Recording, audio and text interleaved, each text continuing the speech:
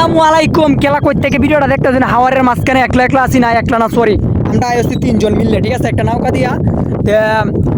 বিষয়টা হয়েছে আপনার হাতে বেশি কথা কইতাম না। এনে দেখতে পাচ্ছেন দুইটা রেন্টি গাছ, ঠিক আছে, আর এনে দেখতেছেন আরো দুইটা। মোট কয়টা রেন্টি গাছ হইলো? চারটা। আচ্ছা যাই হোক, মানে সাইড দিয়ে বাংলা কথা কই। তো এই সাইড দিয়ে রেন্টি গাছ একটা হাওয়ারের মাঝখানে, হুল হাওয়ারের মাঝখানে চারোদিক দিয়ে ফানি, আর কিছুই নাই গিয়া, ঠিক আছে। আর চারোখানি মানে একবারে গুল গুল বাড়ি গদ্দ, ঠিক আছে। তো এই নদীর রেন্টি গাছটি, এই রেন্টি গাছটি আমি জোরমেজ থেকে দেখতেছি এই সাইড দিয়ে রেন্টি গাছি। আর আমরা ব্যবসা যারাও দেখতেছে কইতাছে এটা সাইড দিয়ে রেন্টি গাছ, এটি মরেও না, কেউ কাটতে নিতে পারে না। এটার কারণ কি এটা আমি জানি না, তবে হয়তো এই সাইড দিয়ে রেন্টি গাছের ভিতরে যে কোনো রস লুকিয়ে আছে, বুঝছো।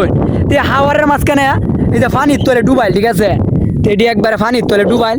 হ্যাঁ, মানুষের তো কয় গাছ গাছরা নিচে ফানি থাকলে মরিয়া যায়, ঠিক আছে, কিন্তু এই গাছটি মরেও না, যেতেও না, মালিয়ে কাটতেও নিতে পারে না, এটি মধ্যে রস আছে না।